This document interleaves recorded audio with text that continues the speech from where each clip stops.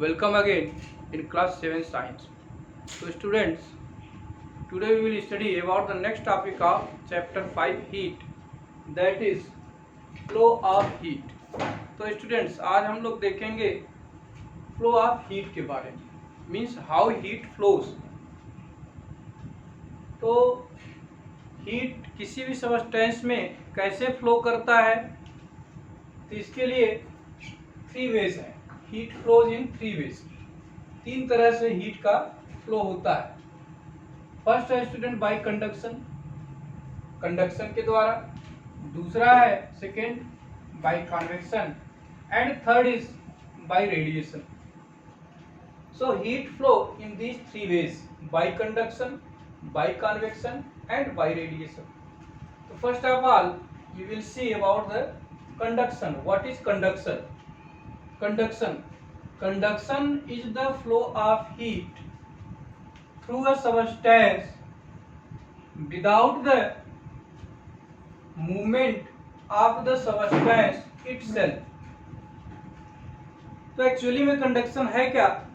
ये हीट का फ्लो है किसी भी सबस्टेंस में जिसमें सबस्टेंस का मूवमेंट नहीं होता है. सबस्टेंस अपने स्थान पे फिक्स रहता है और हीट उस सबस्टेंस में वन एंड से अनदर एंड तक फ्लो कर जाता है या एक ऑब्जेक्ट से दूसरे ऑब्जेक्ट में फ्लो कर जाता है. तो इसके लिए कंडीशंस क्या क्या हैं? कंडीशंस 2 हैं. First is two body must be in contact with each other. पहली बात तो यह है कि हीट कंडक्शन के द्वारा तभी फ्लो करेगा जब 2 बॉडी एक दूसरे के कांटेक्ट में हो. और सेकेंड जो कंडीशन है स्टूडेंट वो ये है कि they must be at different temperature. Means जो ऑब्जेक्ट एक दूसरे के कांटेक्ट में है, जिसमें वन ऑब्जेक्ट से दूसरे ऑब्जेक्ट में हीट का फ्लो हो रहा है, उन दोनों ऑब्जेक्ट का टेम्परेचर क्या होना चाहिए? डिफरेंट होना चाहिए. सेम टेम्परेचर होगा तब हीट का फ्लो नहीं होगा, मीन्स कंडक्शन नहीं होगा. मैं आपको एक एग्जांपल बताता हूं. जैसे आप थर्मामीटर का यूज करते हैं, तो थर्मामीटर, जब हम लोग थर्मामीटर का बल्ब अपने माउथ में रखते हैं तो क्या होता है, जो मरकरी है वो राइज करना शुरू कर देता है. ऐसा इसलिए कि हमारे बॉडी का टेम्परेचर जो थर्मामीटर में बल्ब लगा होता है, जो कि एक मेटल का होता है, उसके थ्रू मरकरी में ट्रांसफर होता है कंडक्शन के द्वारा. और जब मरकरी में हीट का ट्रांसफर होता है या फ्लो होता है फ्रॉम आवर बॉडी, तो होता क्या है, मरकरी का टेम्परेचर बढ़ने लगता है और मरकरी थर्मामीटर में जो कैपिलरी ट्यूब लगी होती है उसमें राइज कर जाती है. और जब हमारे बॉडी का टेम्परेचर और मरकरी का टेम्परेचर सेम हो जाता है, उस समय मरकरी जा करके वहीं रुक जाता है. उसका जो फ्लो है या उसका जो राइज करना है वो बंद हो जाता है, स्टॉप हो जाता है. इसका मतलब जो हमारे बॉडी का टेम्परेचर और मरकरी का टेम्परेचर जब सेम हो जाता है तो कंडक्शन की प्रक्रिया क्या हो जाती है? स्टॉप हो जाती है, बंद हो जाती है. इसको समझने के लिए हम लोग एक एक्टिविटी भी देख लेते हैं. ये एक्टिविटी जो है आप घर पे कर सकते हैं और कोशिश करिए कि आप इसको करिए. It is very easy and simple. And by doing this activity you can understand that how heat flow in an object by conduction.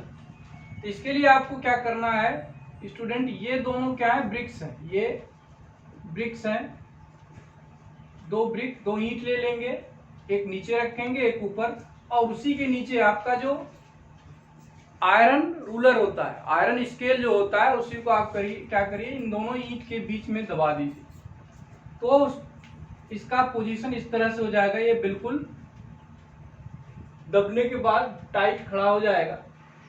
इसके बाद आपको क्या करना है, उसके दूसरे एंड को, एक एंड को तो आपने दोनों ब्रिक के बीच में दबा दिया, दूसरे एंड पर क्या करना है, एक कैंडल सेट करना है और स्केल के नीचे की तरफ यहां आपको क्या लगाना है? कैंडल लगाना है, मीन्स मोम. ये कैंडल लगाना है, मीन्स मोम लगाना है. और मोम में ये आपका क्या है, मैच स्टिक, माचिस की तीलियां हैं, माचिस की तीलियां हैं। मैच स्टिक्स आपको 4-5 इस तरह से नीचे अरेंज कर देना है।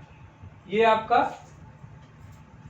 कैंडल है, और कैंडल जब आप स्केल में चिपकाएंगे उसी से आप इसको भी आप मैच स्टिक को चिपका देंगे। इस तरह से आप सेट करिए। अब आप कैंडल को बंद करिए। कैंडल आप जब जलाएंगे इस एंड पर, ये जो आपका रूलर है या स्केल है, आयरन स्केल, यहाँ हीट आप सप्लाई कर रहे हैं। मीन्स जब आप इस कैंडल को यहाँ बंद करेंगे, जलाएंगे, तो यहाँ हीट करना शुरू हो जाएगा, और हीट क्या होगा, कंडक्ट करेगा वन एंड टू अनदर, इस एंड से दूसरे एंड तक जाएगा। तो आप देखेंगे कुछ देर के बाद ये जो पहली तीली है, फर्स्ट ये वाली, जो कि नियरर टू द कैंडल है, कैंडल के सबसे नजदीक वाली तीली सबसे पहले गिर जाएगी नीचे, क्योंकि यहाँ जब हीट यहाँ से यहाँ जाएगा तो यहाँ का जो कैंडल है वो मेल्ट कर जाएगा, मोम जो मोम लगाए मेल्ट करेगा, और ये स्टिक क्या हो जाएगा, नीचे गिर जाएगा। इस तरह से आप देखेंगे 1 बाय 1 करके सारा ये मैच स्टिक नीचे गिर जाएगा। तो इसका मतलब ये क्या हुआ कि हीट क्या हो रहा है, फ्लो कर रहा है from one end to the another end of scale by the process of conduction, conduction के थ्रू। एक और सिंपल सा एग्जांपल मैं आपको बताता हूँ। जैसे आपके यहाँ जब सब्जी बनाई जाती है तो कढ़ाई में सब्जी चलाने के लिए आप पौने का यूज करते हैं, या आप कोई टेबल स्पून लेकर के उसको मिक्स करने के लिए यूज करते हैं। तो अगर वही जो पौना है या टेबल स्पून है आप कढ़ाई में थोड़ी देर के लिए छोड़ दीजिए, तो होगा क्या, जो पौना है उसका जो हैंडल है वो इतना ज़्यादा हीट हो जाएगा तो उसको टच करना मुश्किल हो जाएगा। ये भी जो दूसरा एंड है या जो हैंडल है वो काफ़ी हॉट हो जाता है। It is only due to the conduction, क्योंकि जो पैन है, पैन आपका गर्म है और उससे हीट कहाँ फ्लो कर गया, आपके पौने में या स्पून में, इसीलिए वो काफ़ी हॉट हो जाता है, हीट हो जाता है। नेक्स्ट है स्टूडेंट, कंडक्टर्स एंड इंसुलेटर्स। ये कंडक्टर्स और इंसुलेटर्स ये डिसाइड किए जाते हैं on the basis of conduction of heat. Means जितने भी सबस्टेंस हैं हम उनको दो भाग में, दो पार्ट में डिवाइड कर सकते हैं। We can divide all substances into two parts on the basis of conduction, that is conductors and insulators. तो व्हाट आर कंडक्टर्स? कंडक्टर्स क्या होते हैं? Conductors are those substances through which heat flow easily are called good conductor. Means ऐसे substance जिसमें heat आसानी से flow कर जाए by the process of conduction, उसको क्या बोलेंगे हम? कंडक्टर्स।